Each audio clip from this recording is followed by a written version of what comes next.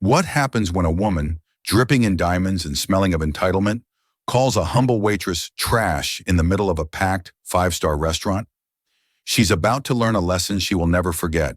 She just made the biggest mistake of her life, because that quiet waitress isn't just serving the food. She owns the entire restaurant. This is a story of brutal arrogance, a shocking confrontation, and the most satisfying karma you'll hear all week. Stick around, because this reveal is one for the ages. The heavy polished oak door of Aurelia swung open and shut, a silent metronome counting the arrival of New York's elite. Inside, the restaurant was a symphony of hushed conversations, the gentle clink of heavy silverware, and the warm, buttery smell of possibility. The lighting was low and intimate, making the crystal glasses on every table glitter like trapped stars. This was not just a restaurant, it was a statement. And for Sophie, it was a problem. Sophie, whose real name was Chloe Bennett, adjusted the scratchy, ill-fitting polyester apron over her plain black uniform. Her honey blonde hair, usually in a sleek professional bob, was scraped back into a severe bun, held tight with drugstore bobby pins. She wore no makeup, and her hands, usually adorned with a simple, elegant ring, were bare and slightly raw from the harsh sanitizing solution. For the last 3 nights, she had been invisible, and that was exactly the point. Chloe Bennett was not a waitress. She was the founder, owner, and driving force behind the entire Aurelia Hospitality Group. At 32, she had built a 12-restaurant empire from the ground up, starting with a small bistro she opened with her college savings and a terrifyingly large loan. Aurelia was her flagship, her masterpiece. But for 2 months, the numbers at this location, the golden child, had been wrong. Food costs were skyrocketing, staff turnover was shockingly high, and the reservation complaints were piling up. Her COO, Marcus Thorne, had suggested a corporate audit. Chloe suggested something more direct. She knew the restaurant floor better than any auditor. She had worked as a waitress for 6 years to fund her dream. She needed to see the rot for herself. And all signs pointed to the general manager, Mr. Alan Harrison. Tonight she was Sophie, the new trainee, and she was already exhausted. She watched as a young busboy named Liam practically sprinted to clear a table, his face beaded with sweat. He was a hard worker. She'd also watched Jessica, a senior waitress, force a smile at a table of finance bros who were being deliberately difficult about the wine list. Jessica was clearly burned out. And then there was Harrison. He wasn't in the trenches. He was hovering near the maitre d' station, his suit perfectly pressed, his hair slicked back. He was the picture of hospitality, but he hadn't bussed a single table or run a single plate. He was all smiles for the high rollers and all sharp, clipped criticisms for the staff in the pantry, where he thought no one could hear. "Sophie," he barked, his smile not reaching his eyes. "Table 4 needs water. Don't just stand there. Move." "Yes, Mr. Harrison," Chloe said, her voice deliberately meek. She grabbed a water pitcher, her mind already calculating. Harrison wasn't just a poor manager. He was a bully. He was creating a culture of fear, not a team. And she was about to find out just how deep that rot went. The front door swung open again, and this time, the entire restaurant seemed to feel a shift in the atmosphere. This was not just another customer. This was a storm. The woman who entered wasn't just wealthy. She used her wealth as a weapon. Her name was Madison Vanderbilt, and she moved as if the world was a red carpet laid out exclusively for her. She was flanked by 2 other women, Tiffany and Brenda, who mirrored her expensive, severe look, but lacked her venomous confidence. Madison was draped in a black Balenciaga coat, which she shrugged off onto the hostess, Sarah, without so much as a glance. Underneath, a crimson dress clung to her frame, and a stack of Cartier love bracelets jangled aggressively on her wrist. In the crook of her other arm was a large snow-white Hermes Birkin bag. "We have a reservation. Vanderbilt," Madison announced, her voice cutting through the restaurant's ambient hum. Sarah, the young hostess, smiled nervously. "Yes, Mrs. Vanderbilt. Your table for 3 is right this way." "No," Madison interrupted, pointing with a perfectly manicured finger toward the best table in the restaurant. A plush, semicircular booth by the window overlooking the park. "We want that one." "Ma'am, I'm so sorry," Sarah stammered, "but that table is reserved for Mr. Peterson. He's been a regular here for..." And I am Madison Vanderbilt, she snapped, as if the name itself should cause the table to clear. Do you know who my husband is? Robert Vanderbilt. He could buy this entire block. Now get us that table or I'll have your job. This was the moment. Chloe watched from across the room, pitcher in hand. This was the test for Harrison. A good manager would defend his staff, honor the reservation, and politely but firmly handle the difficult customer. Mr. Harrison did none of those things. He glided over, beaming at Madison. Mrs. Vanderbilt, a pleasure as always. He shot a venomous look at Sarah. Why is Mrs. Vanderbilt still standing? Of course you can have that table. He turned to Sarah. Move the Peterson reservation to table 12. Call them and apologize. Sarah looked horrified. But sir, table 12 is by the kitchen. Now, Sarah, Harrison said, his voice dropping to a threatening whisper. He then turned back to Madison, his smile returning. Right this way. My apologies for the confusion. Chloe felt a cold anger settle in her stomach. Harrison hadn't just undermined his hostess. He had insulted a loyal regular and bowed to a bully, all in one move. The cancer was worse than she thought. As fate would have it, Harrison seated the trio in the section that Sophie was training in, under Jessica's supervision. Jessica will be your primary server, Harrison said. And Sophie? Sophie is new. So please, be patient with her. He gave Chloe a pointed, warning glare. New? Madison said, sizing Chloe up and finding her utterly deficient. Oh, wonderful. Just what I wanted, a trainee. She snapped her fingers at Chloe, a gesture one might use for a dog. Water, sparkling, from Italy, and don't trip on your way to get it. The meal began as a masterclass in petty tyranny. Chloe, maintaining her Sophie persona, brought the Italian sparkling water. Madison held her glass up to the light, squinting. Are there bubbles in this? It looks flat. Take it back. Ma'am, it was just opened, Chloe began. Did I ask for your opinion? Or did I ask for new water? Go, Madison commanded. Chloe returned with a new, unopened bottle and opened it tableside, the hiss of the carbonation clearly audible. Madison just gave a dismissive, and turned to her friends. Honestly, the service here has just fallen off a cliff, Madison announced, loud enough for several tables to hear. It's what happens when they let anyone off the street work here. Chloe's jaw tightened, but she said nothing. She was gathering data, and this was Exhibit B. Harrison's fawning had empowered Madison to abuse the staff without consequence. The next incident came with the wine. Madison ordered a $500 bottle of Cabernet, which Jessica presented and poured with expert care. Madison swirled the glass, sniffed, and took a sip. Her face soured. It's corked, she declared. Jessica, a trained sommelier, looked momentarily surprised. Ma'am, may I? Madison waved her hand. Jessica took a small, professional sip from a clean glass. Her expression was neutral. Mrs. Vanderbilt, I'm not getting any TCA or oxidization. The wine seems perfectly fine. Are you calling me a liar? Madison hissed. This is an expensive bottle of wine. I know what corked wine tastes like. This tastes like wet cardboard. You're just trying to pawn it off on me. Get me the manager. Harrison arrived in seconds. He didn't taste the wine. He didn't consult Jessica. He simply looked at Madison, then at the bottle, and then at Jessica. Another bottle for Mrs. Vanderbilt on the house. And Jessica, a word with you in the kitchen. Now. Jessica's face went pale, but she nodded and walked away. Chloe was left alone with the table. Good help is just so hard to find, Madison sighed to Tiffany. They get one little uniform and they think they're an expert. Suddenly, Tiffany, who was gesticulating wildly while telling a story, knocked her own water glass over. The water splashed across the table and onto Brenda's lap. Brenda shrieked. Madison immediately whirled on Chloe, who was standing a good 5 feet away, holding a tray. You clumsy, clumsy oaf! Madison shouted. Look what you did! You threw water all over my friend. This dress is silk. Ma'am, I was nowhere near the glass, Chloe said, her voice steady. Don't you dare lie to me. I saw you. You bumped the table with your tray. That's not true, Chloe said, her patience finally fraying. Are you arguing with me? Madison stood up, her voice rising to a near shout.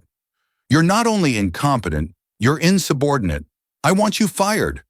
Mr. Harrison came running back, his face now a mask of pure panic. What happened? What happened?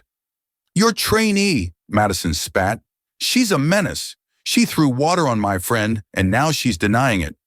Harrison turned to Chloe. Sophie, what is wrong with you? Apologize to Mrs. Vanderbilt immediately. I will not apologize for something I didn't do, Mr. Harrison, Chloe said clearly. Her friend knocked over the glass. You can check the security cameras. The mention of cameras made Madison's eyes flash. The cameras? You arrogant little girl. You think you can accuse me? Me and my friends. You're done. You are so done. The entire restaurant was now watching. The hushed symphony had stopped. There was only the sound of Madison Vanderbilt's voice, sharp and cruel. Mr. Harrison was sweating.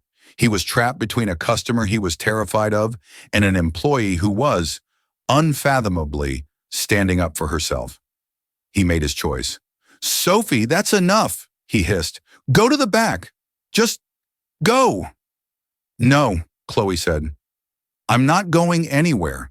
This customer is abusing the staff and you are letting her. This was it. The line had been crossed. For Madison, this was no longer about service. It was about power. She looked at Chloe with a contempt so pure it was almost impressive. She saw a poor, nameless, invisible girl daring to have a spine. The main courses arrived, carried by a nervous food runner who practically threw the plates on the table and fled. Madison looked down at her plate of seared diver scallops with a saffron risotto. She stared at it for a long, dramatic second. Then she did something Chloe would never forget. Madison, with a quick, deliberate motion, plucked one of her own long blonde hairs from her shoulder and draped it carefully over the scallops. She gasped, a fake, theatrical sound. A hair! She pushed the plate so hard it screeched across the table, splattering risotto. This is disgusting. I am trying to have a civilized meal, and you serve me filth. She stood up, her chair clattering to the floor. She pointed a trembling, diamond-encrusted finger directly in Chloe's face. I have had it with you, she shrieked. First the water, then the arguing, and now this. You are the most incompetent, disgusting excuse for a human being I have ever met. You are trash. Trash. People like you shouldn't even be allowed to breathe the same air as me. You're a pathetic, low-life waitress who will never be anything more. My driver has a better life than you. You are nothing. The silence in the restaurant was absolute. It was so quiet. Chloe could hear the faint tick, tick, tick of the kitchen timer from 50 feet away. Every diner was frozen. Chloe didn't flinch. She just stared at Madison, her expression unreadable. She had seen the hair plant. Everyone at the table had, though Tiffany and Brenda were staring at their laps, refusing to be witnesses. Chloe had gotten what she came for. She had the cancer, the patient zero, and the enabling disease, all in one neat, ugly package. Ma'am, Chloe said, her voice dangerously calm, I saw you put that hair on your plate. Madison's face contorted in rage. You, Mr. Harrison, get over here. I want this thing arrested. She's accusing me of lying. I am being harassed by your staff. Mr. Harrison ran over, his face the color of spoiled milk. He was no longer a manager, he was a man cornered. He saw his career, his bonuses, his ability to schmooze clients like the Vanderbilts, all evaporating because of a trainee on her third shift. Sophie, he yelled, his voice cracking, that is the last straw. You are accusing a guest? You are fired. Get out. Get out of my restaurant now. Madison smiled a slow, cruel, triumphant smirk. She crossed her arms. That's right. Fired. Go back to whatever sewer you crawled out of. Chloe didn't move. She just looked at Harrison, her head tilted slightly. Fired, she repeated. Are you absolutely certain about that, Mr. Harrison? Yes, I am certain, he puffed, trying to regain his authority. Clean out your locker. You're done. You are trespassing. If you don't leave in the next 30 seconds, I will call the police. Please do, Chloe said, her voice changing. The subservient, meek Sophie persona vanished, stripped away like a coat. Her posture straightened. Her voice dropped an octave, resonating with a cold, clear authority that stunned Harrison into silence. Call them, Alan, she said. Harrison's eyes widened. What? What did you call me? I called you Alan. Alan Harrison. You don't have the authority to fire me. But as it happens, she said, pulling her cheap smartphone from her apron pocket, I have the authority to fire you. Madison let out a bark of laughter. Oh my God, is this a joke? Is she having a breakdown? Look at this. The help is having a power fantasy. Chloe ignored her completely. Her eyes were locked on Harrison. She tapped her phone screen. You've been the GM here for 8 months, Alan. In that time, staff turnover has hit 40%. Our food and beverage costs have spiked 18%, despite no change in suppliers.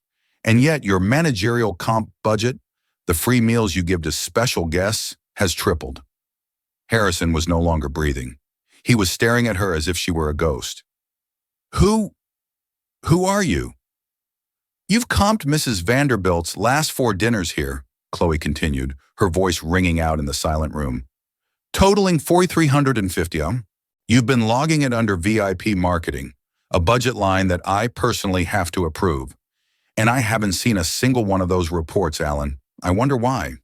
That's not true. I have authorization, Harrison stammered. No, Chloe said, you don't. Right on cue, the heavy oak doors of Aurelia swung open again. This time, it wasn't a customer. It was Marcus Thorne, the public-facing CEO of Aurelia Hospitality Group, flanked by 2 stone-faced security guards. He was in a crisp Tom Ford suit, and his expression was thunderous. He scanned the room, saw the tableau, and strode directly toward the table. The blood drained from Harrison's face. He knew Marcus Thorne. Marcus was the man who signed his paychecks. Mr. Thorne! Harrison cried desperately. Mr. Thorne, thank God. This employee, he pointed at Chloe, is harassing Mrs. Vanderbilt. I've fired her, but she won't leave. Marcus looked at Harrison. He looked at Madison. Then he looked at Chloe. He did not look surprised. Is that so? Marcus said, his voice a low rumble. He fired you, did he? He did, Chloe said, finally allowing herself a small, grim smile. Mr. Harrison, Mrs. Vanderbilt, you've met my CEO. Allow me to introduce myself. She reached up and pulled the elastic band from her hair. Her honey blonde hair tumbled down, framing her face. She unpinned the Sophie name tag and dropped it on the table. I'm Chloe Bennett. I'm the founder and owner of Aurelia. And this, she said, gesturing to the entire beautiful, troubled restaurant, is my company. The silence that fell in the wake of Chloe's words was not just an absence of sound. It was a physical thing, a crushing weight that sucked the air from the room. The ambient clinking of silverware, the murmur of conversations, the soft jazz from the speakers, all of it vanished, swallowed by a black hole of pure, stunned shock. Alan Harrison's face was a grotesque mask. The blood had drained from it so completely that his skin looked like old parchment, stretched too tightly over his skull. He was making a small, repetitive gasping sound, like a fish pulled from water, his mouth opening and closing without a sound. His eyes, wide and unblinking, were locked on Chloe. His brain was visibly short-circuiting, desperately trying and failing to reconcile the image of Sophie, the clumsy, forgettable trainee, with the woman standing before him, Chloe Bennett. The name echoed in his head, a name he had seen on corporate letterhead, in fawning magazine articles, a name that was, in his world, a whisper of ultimate, untouchable power. Madison Vanderbilt was frozen. Her attempted scoffing laugh had died in her throat, strangled by the sudden, terrifying shift in the room's atmosphere. She looked from Chloe's cold, composed face to the thunderous expression of Marcus Thorne, a man she recognized from the city's business pages, a man her husband, Robert, had been desperately trying to impress for months.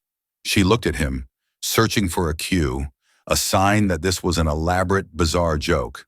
But Marcus wasn't looking at her. His eyes were fixed on Alan Harrison, and his expression was not one of amusement. It was the look of an executioner. From the service station, Jessica's hands were clamped over her mouth, her eyes wide. A single, silent tear of pure, unadulterated shock and vindication slid down her cheek. At the hostess stand, Sarah was holding on to the reservation podium as if to keep from falling over. And from the swinging kitchen doors, now pushed open a crack, a line of white-coated chefs and dishwashers peered out. their faces grim and captivated. Chloe let the silence stretch, forcing Harrison to marinate in his own terror.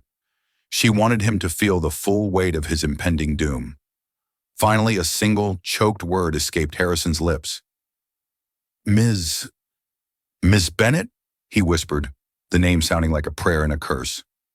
That's right, Alan, Chloe said.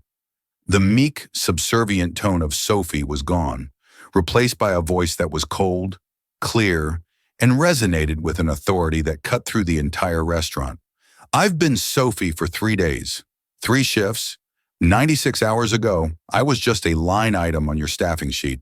And in those 3 shifts, Alan, I have seen more incompetence, more cowardice, and more casual, systemic cruelty than I have seen in the 10 years I've been in this business.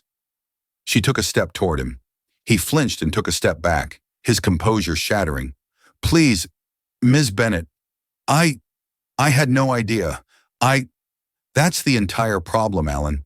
You had no idea, Chloe interrupted, her voice sharp as glass. You had no idea what was happening on your own floor? You had no idea that Sarah, your hostess, has been working doubles all week because you refused to approve overtime to properly staff the front. I saw you on my first day threaten her with a formal write-up because a regulars table wasn't ready, even though you were the one who overbooked the room by 20 covers to impress a restaurant critic who never even showed up. Harrison was shaking his head, his mouth opening and closing, but Chloe didn't give him an opening. I watched you just an hour ago drag Jessica, your most senior, most skilled, and only level 3 sommelier, into the back pantry. I heard you, Chloe said, her voice dropping. I heard you threaten her job, berate her for not upselling a table that had just told her they were on a fixed budget for an anniversary. You, who I would bet my entire company can't tell the difference between a Left Bank Bordeaux and a bottle of Pinot Noir. You threatened her job. No, I was motivating, Harrison pleaded, his voice a desperate, cracking whine. I was trying to maintain standards. Standards? Chloe let out a short, bitter laugh. Your standards, she gestured to the kitchen.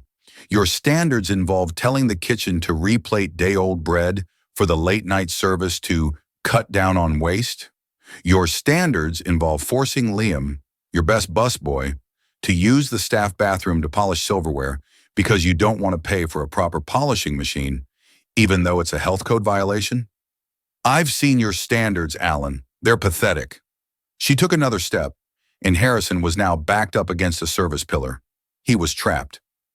And then, Chloe continued, her voice growing colder, there's tonight. You didn't just handle a difficult customer. You enabled a bully. You didn't protect the brand. You humiliated your hostess, who was correctly and bravely trying to follow our protocol. You threw a loyal regular, Mr. Peterson, who has been dining here twice a week since we opened and is responsible for thousands of dollars in revenue, under the bus for a corner booth. You publicly and professionally castrated your best waitress, who was right about the wine. All to bow and scrape for a woman. Here, Chloe's gaze flicked to Madison for one dismissive second. A woman whose only contribution to this restaurant is her own sense of entitlement. And the very second your own pathetic, sycophantic little arrangement was threatened, the second this bully demanded a sacrifice, you didn't hesitate. You didn't defend your staff. You didn't defend the truth. You tried to fire me, to save yourself. No, Ms. Bennett, please. Harrison was openly weeping now, his face slick with tears and sweat. It's not what it looks like. Sophie was being insubordinate. She was arguing with a guest. I had to do something. I was protecting the brand? Marcus Thorne's voice boomed from behind Chloe. He stepped forward, his 6'4" frame looming over the now sobbing manager.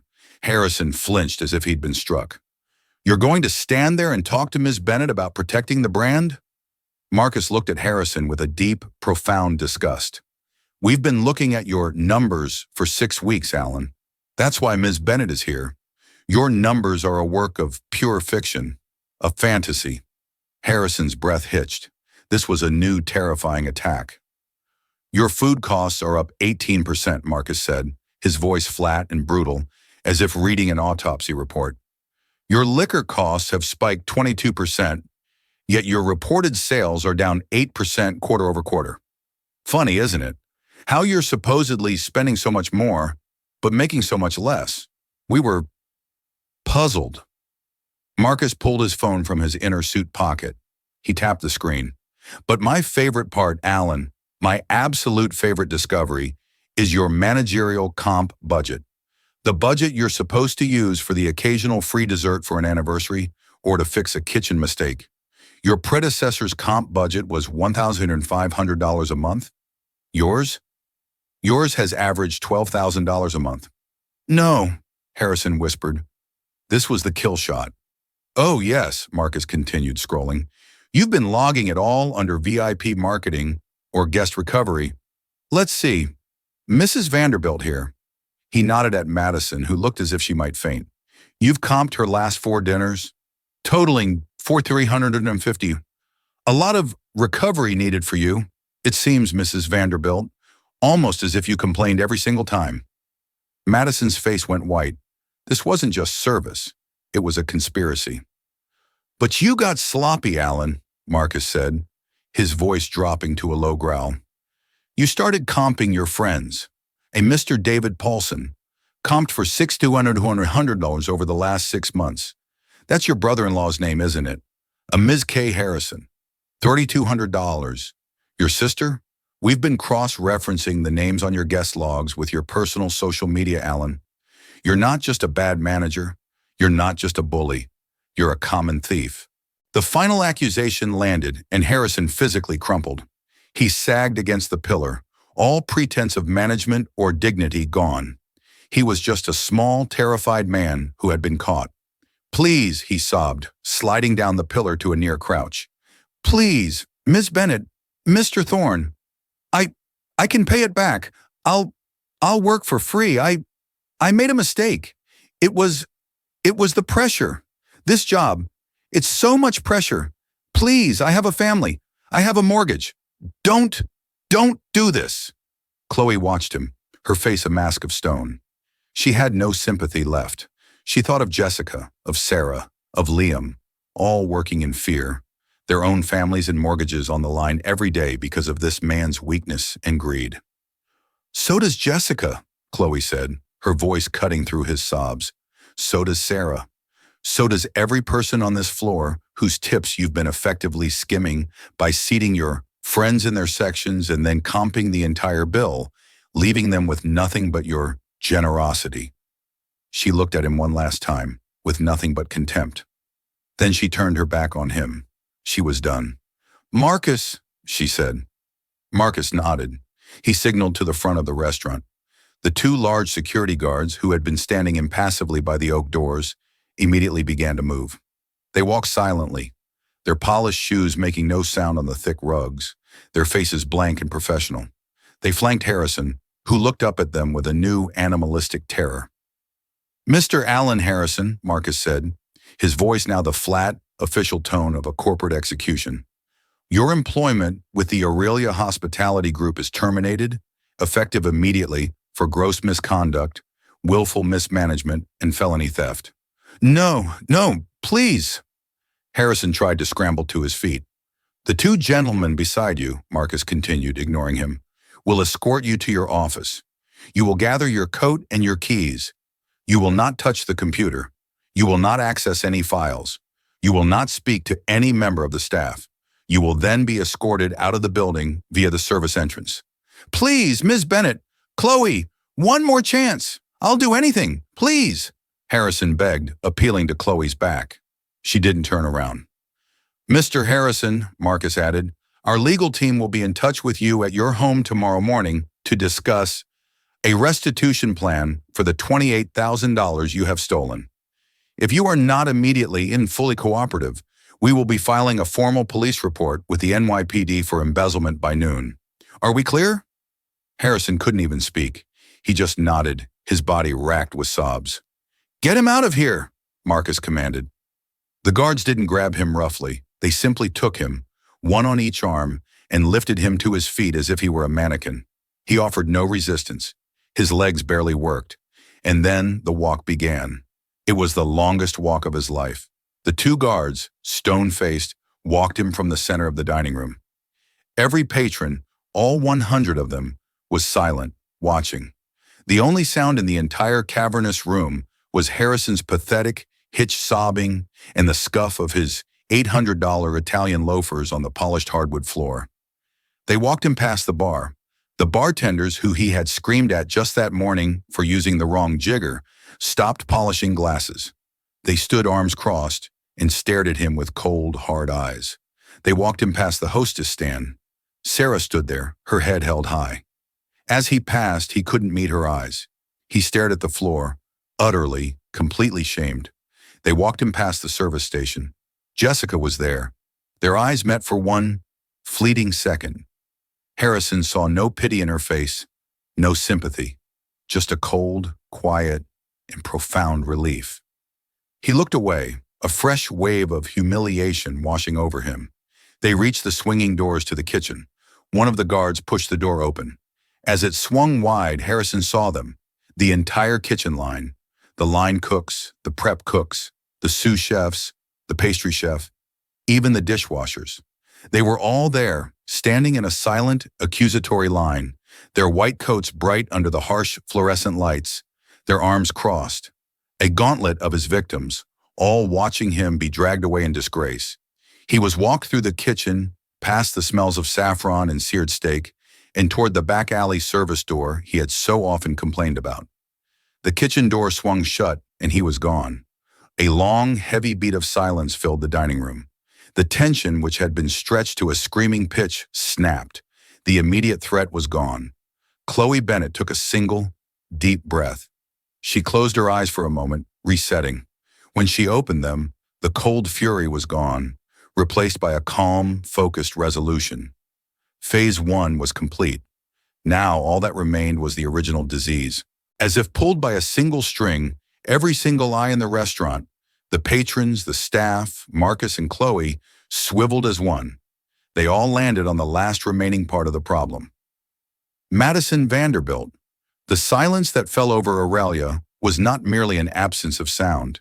It was a physical weight, a crushing, absolute void.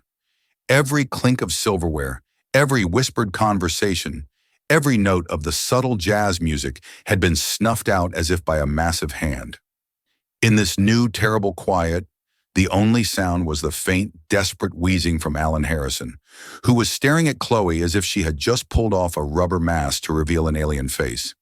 Madison Vanderbilt's jaw, which had been set in a triumphant sneer, had fallen open.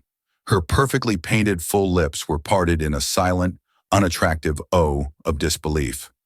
Her friends, Tiffany and Brenda, were frozen, their wine glasses halfway to their mouths, their eyes wide and flicking nervously between Chloe, the furious-looking Marcus Thorne, and the utterly broken Alan Harrison. Madison's mind was a frantic scramble, a high-speed collision of thoughts.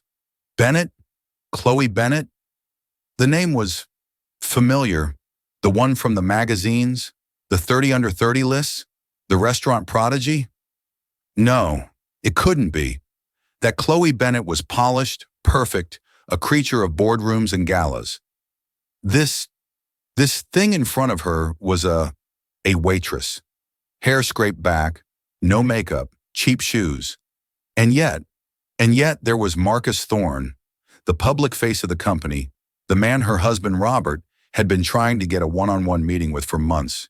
And he was standing there, deferent, waiting. It was all a trick, a setup.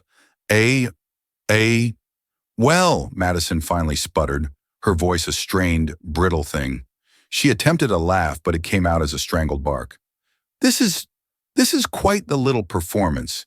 Is this a joke? Are you on some tacky reality show? Undercover boss? How utterly pedestrian. She tried to regain her footing, to reestablish her dominance. I suppose you think this is all very clever, duping your staff. How pathetic. You have to trick people to... She trailed off, her bluster failing as she looked at Chloe's eyes. The meek, downcast gaze of Sophie was gone. In its place was a look of cold, calculating, and utterly unimpressed appraisal. It was the look of a scientist examining a microbe. "I think," Chloe said, her voice clear and carrying to every corner of the silent room, "that it was necessary.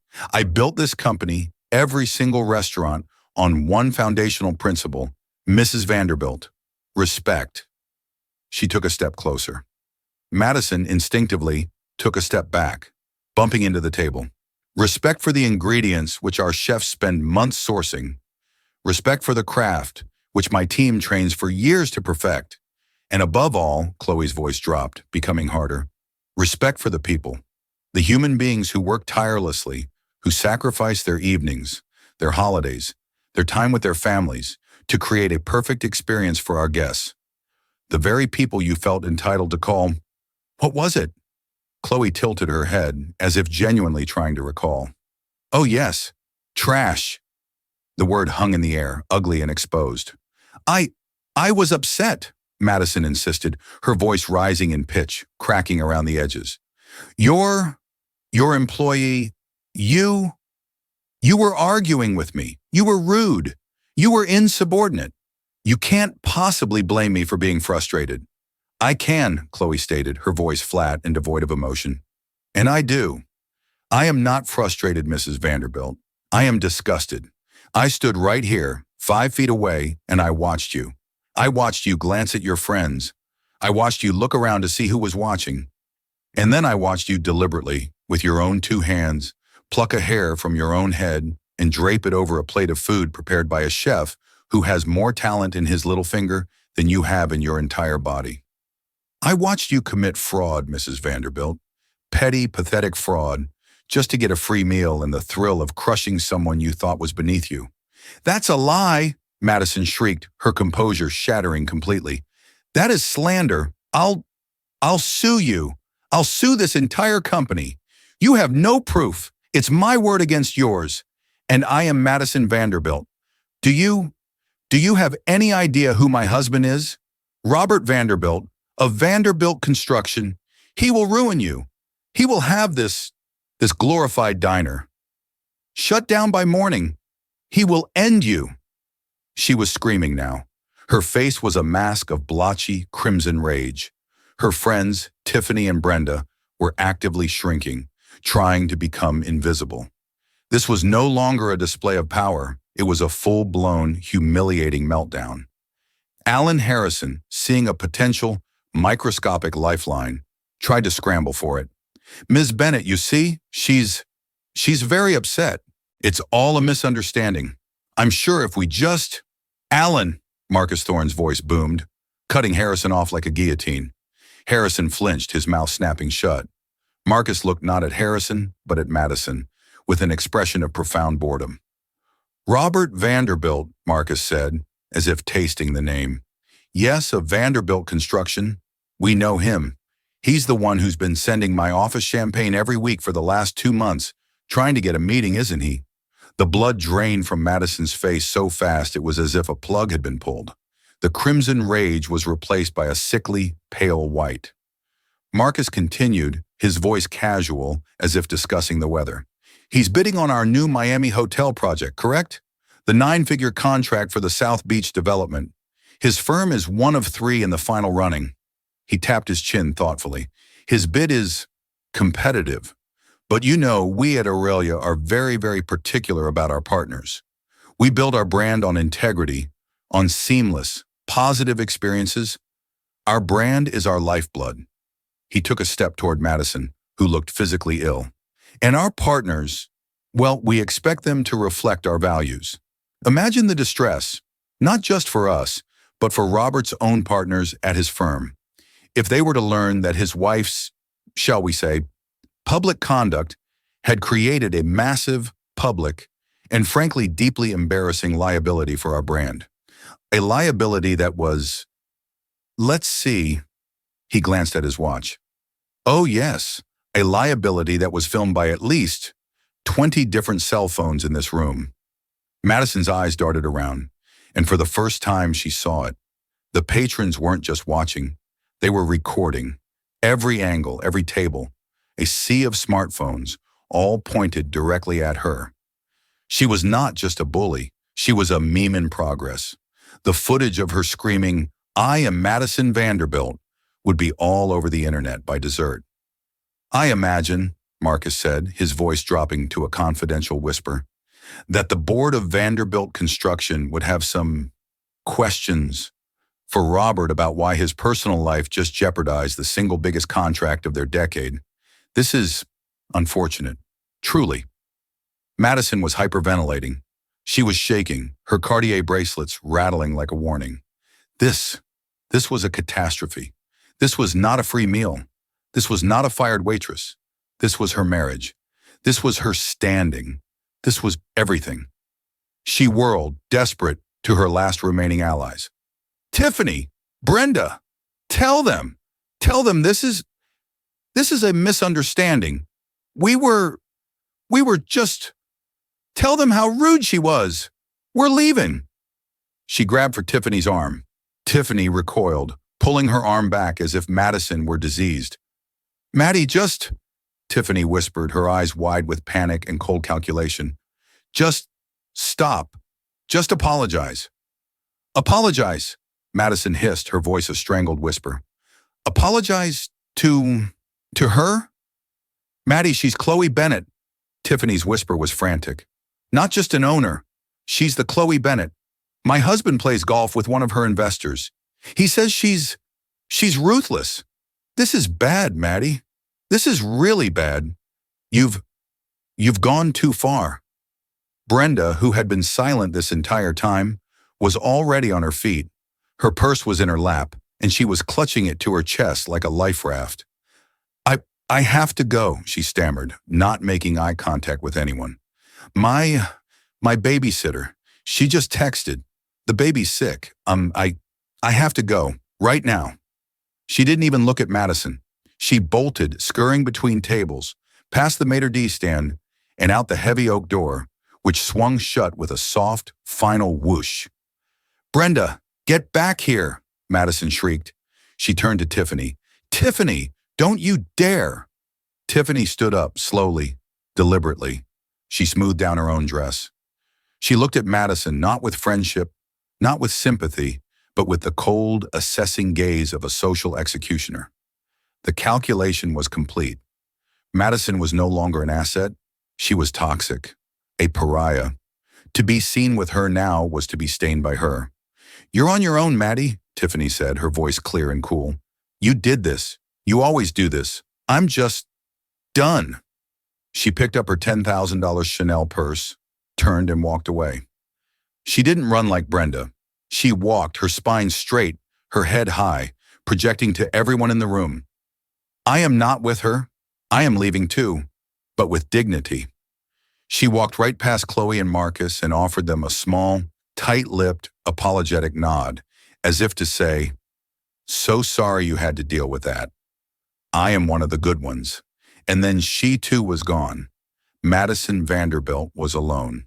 Utterly, completely, and humiliatingly alone, standing in the center of a room full of strangers who were all pointing their phones at her. The expensive crimson dress, which had seemed so powerful an hour ago, now looked garish. A costume for a part she had forgotten how to play. Her hands were shaking so badly she had to clasp them in front of her. The tears finally came, not of remorse, but of pure, unadulterated, impotent rage and self-pity. This is ridiculous, she muttered, the words thick with tears she refused to let fall. You'll all be hearing from my lawyers. This is harassment. It's slander. It's... She snatched her white Birkin bag from the chair, the movement so jerky she knocked the chair over. It clattered to the floor with a sound that echoed the final crash of her dignity. She turned to storm out, to flee. Mrs. Vanderbilt, Chloe's voice, calm and steady, stopped her dead in her tracks, her hand on the back of the toppled chair. She turned back, her face a ravaged mess of running mascara and splotchy skin. What now? What final humiliation could there be? Was she expecting an apology? A retraction? Chloe walked past her, over to the service station where Jessica was standing, looking completely shell-shocked. Chloe calmly tapped a few buttons on the POS terminal. A small receipt printed out with a quiet zut. Chloe tore the receipt from the machine, walked back, and held it out to Madison. "You forgot to pay your bill." Madison just stared at the slip of paper as if it were a snake. "We've, of course, removed Mr. Harrison's unauthorized and now voided comp," Chloe said, her voice pleasant. "But this is for the items you and your guests actually consumed before you decided to commit fraud by planting that hair." Madison didn't take the receipt. Her hands were shaking too hard, so Chloe read it for her. "Let's see. 1 bottle of San Pellegrino, $12. 2 glasses of Veuve Clicquot for your friends, $76. 1 burrata appetizer, $24. And of course, the $500 bottle of 2014 Opus 1 Cabernet, the one you drank a glass and a half of before you miraculously discovered it was corked. The total with New York City tax comes to $672.50. Madison let out a sound, a high-pitched, strangled sob. Send it to my husband. He'll deal with it." "Oh, we will," Marcus said, stepping forward smoothly and taking the receipt from Chloe's hand. He folded it neatly and slipped it into his suit pocket. "We'll have it messengered to his office first thing in the morning, along with a full, detailed incident report from our legal team, and a copy of the security footage, of course. We'll make sure to get him the high-definition angle. I am sure," he added, his voice laced with ice, "that he will be fascinated." That was it, the final devastating blow. The mention of the footage going directly to Robert, not as a threat, but as a simple professional follow-up, was the end. Madison made a gasping, choking sound. She turned and ran, not walked. Ran. She fumbled with the heavy, polished oak door, her shaking hands unable to get a grip on the brass handle. She pushed when she should have pulled. It was the ultimate pathetic final note. Liam, the young busboy Chloe had noticed earlier, stepped forward from his post. With a face of perfect professional neutrality, which was, in its own way, the deepest insult of all, he pulled the handle, opening the door for her. Madison Vanderbilt stumbled out, without a word, without a backward glance, and disappeared into the indifferent New York night. The door swung shut with a heavy, final thud. For a full 10 seconds, the restaurant was still. The show was over. The patrons slowly, one by one, lowered their phones. The silence stretched, now awkward. Chloe let out a long, slow breath she felt she'd been holding for 3 days. She turned, not to the gawking crowd, but to her staff. She walked past the hostess stand and put a hand on Sarah's shoulder. The young woman was trembling. "Are you okay, Sarah?" Chloe asked, her voice soft. Sarah nodded, tears welling in her eyes. "Thank you," she whispered. He was awful. Every day." "He's gone," Chloe said simply. She continued on, walking directly to the service station where Jessica was standing, rooted to the spot, her hands clasped so tightly her knuckles were white. She looked somewhere between elation and sheer terror. "Jessica," Chloe said. "Ma'am, Miss Bennett, Jessica stammered. "Jessica," Chloe said again, a small, genuine smile touching her lips for the first time. "I watched you tonight. I watched you handle Table 9's ridiculous complaints about the wine pairing. I watched you expertly de-escalate those finance bros at Table 2 who were trying to get you to drink with them. And I watched you stand your ground, professionally and correctly, about that Cabernet, even when you knew it would cost you, even when that woman that was calling you a liar. I was just doing my job, Miss Bennett," Jessica whispered. "You were doing his job," Chloe said, gesturing to the back office where Harrison had been taken. "You've been doing his job for months, haven't you? While he's been in the office or handling VIPs. Jessica hesitated, then gave a single, sharp nod. He was in over his head. He spent most of his time comping meals for his friends and people like Mrs. Vanderbilt. We've all been covering for him." "I know," Chloe said. "And I'm sorry. I'm sorry it took me this long to see it. But that stops now. Effective immediately, Jessica, You are the acting general manager of Aurelia, New York. Jessica's hands flew to her mouth. Her eyes went wide. What? Me? But I... I don't... You do, Chloe said firmly. You'll have his full salary, his bonus structure, and my full undivided support. Marcus will be here tomorrow morning with the paperwork. You are the leader this team deserves. Is that something you'd be interested in? The tears that had been welling in Jessica's eyes finally spilled over. Yes, she choked out. Oh my God, yes. Thank you. Thank you, Miss Bennett. Don't thank me, Chloe said, her voice full of emotion. You earned this. Now can you do me a favor, Madam Manager? Jessica, half laughing, half sobbing, wiped her eyes. Anything. Go to the kitchen. Tell Chef Antoine what happened. Tell him I said no one is to ever speak about his scallops that way again. And tell him I'm coming back to see him personally in 10 minutes. And I'm bringing a bottle of the Pappy Van Winkle from the top shelf to apologize for that plate being insulted. Yes, ma'am, Jessica said, a new light in her eyes. She practically ran toward the kitchen. Finally, Chloe turned to the rest of the dining room. The patrons were all staring, rapt. She clapped her hands together once, a sharp sound that drew every eye. Ladies and gentlemen, she announced, her voice resonating with warmth and command. First, my sincere apologies for the interruption to your evening. My name is Chloe Bennett, and I am the owner of this establishment. As you've just witnessed, we had a severe management issue, one that I am happy to say has now been permanently resolved. A few patrons laughed, a few clapped lightly. Chloe smiled, a genuine 1,000-watt smile that transformed her face, making Sophie disappear forever. My team, she said, gesturing broadly to the waiters, the busboys, the bartenders, are the finest, most dedicated hospitality professionals in this city. They deserve your respect, and I promise you, they will always have my protection. She raised her voice slightly. To thank you all for your extraordinary patience during our unscheduled corporate restructuring, all drinks for every table for the remainder of your evening are on the house. That was the spark. The room, which had been silent, erupted. It wasn't just polite applause. It was a genuine roof-shaking ovation. Diners raised their glasses. The tension was broken, replaced by a feeling of celebration. As the restaurant buzz slowly returned to normal, Chloe turned back to her staff. She spotted Liam, who was trying to look busy, but was clearly vibrating with excitement. Liam, she called out. He snapped to attention. You never stopped moving tonight, Liam.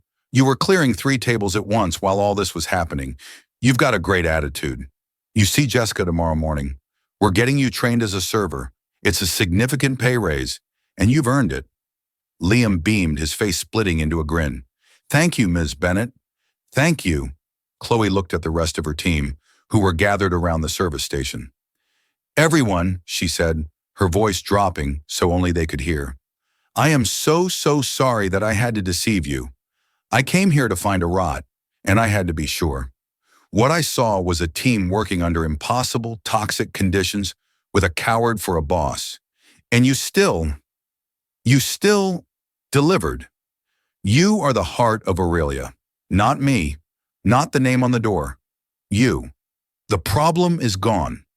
She reached up and finally, decisively unpinned the Sophie name tag from her apron and slipped it into her pocket. But she didn't take the apron off. Now, she said, looking around. She spotted a water pitcher on the service bar. She picked it up. Let's get back to what we do best. Let's show them what real hospitality looks like. She smiled at her new, stunned, and deeply motivated team. Table 7 looks thirsty. I'll take that one. And with that, Chloe Bennett, owner and founder, turned and walked back onto the floor. And just like that, Madison Vanderbilt's world of entitlement came crashing down. She walked into Aurelia expecting to be treated like royalty for demeaning others, but she walked out with nothing. No friends, no status, and a lifetime ban from her favorite restaurant. This story is a powerful reminder that wealth does not equal class, and true power lies in how you treat people, especially those you think are beneath you. Chloe Bennett built her empire on respect, and she wasn't about to let anyone, no matter how rich, tear it down. What did you think of Mr. Harrison's ultimate failure? What would you have said to Madison in that moment? Let me know your thoughts in the comments below. And if you love stories about satisfying karma and justice, make sure to hit that like button, share this video with someone who needs to hear it, and subscribe for more real-life drama every single week.